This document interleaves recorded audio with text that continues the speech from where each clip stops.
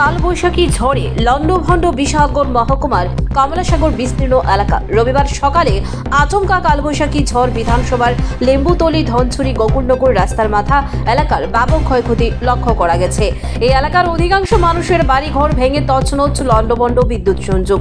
রবিবারের এই প্রবল ঝড়ে কমলাসাগর বিধানসভার বিভিন্ন এলাকার বৈদ্যুতিক খুঁটি ভেঙে মাটিতে পড়ে যায়। আবার কোনো কোনো জায়গায় বৈদ্যুতিক তার গাছে পড়ে বিদ্যুৎ ব্যবস্থার ব্যাপক ক্ষয়ক্ষতি হয়। গাছে পড়ে বন্ধ হয়ে যায় আগরতলার কমলাসাগর সড়ক।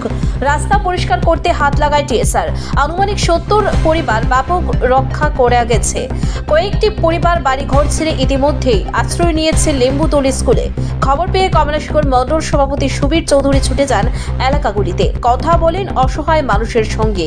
কিছু কিছু পরিবারের দুর্দশা দেখে নিজের পকেট থেকে আর্থিক সাহায্য করেন তিনি। এদিকে ঘটনার খবর পেয়ে ঘটনাস্থলে ছুটে যান বিশালগড় মহকুমা প্রশাসনের আধিকারিক প্রশান্ত দাস। বিধানসভা কেন্দ্রে আমাদের লেম্বুতলী পঞ্চায়েত এবং নাহালজন পঞ্চায়েতের প্রাকৃতিক দুর্যোগ সাইক্লোনে যে ক্ষতিগ্রস্ত যে পরিবারগুলি প্রচণ্ডভাবে ক্ষতিগ্রস্ত হয়েছেন তাদের জন্য তৎক্ষণাৎ তাড়াতাড়ি কিছু ত্রাণের ব্যবস্থা এবং থাকার ব্যবস্থা করার জন্য আমি প্রশাসন কাছে বিনীতভাবে আবেদন করছি। ক্ষয়ক্ষতির পরিমাণ কিরকম হবে? পরিমাণ এখনই কিছু বলা যাবে না, কিন্তু বাড়িঘরের চিহ্ন বলতে কিছু নেই। কতগুলি পরিবার হবে এরকম? মিনিমাম 60 থেকে 70 পরিবার। কোন পঞ্চায়েত বলেছিলেন?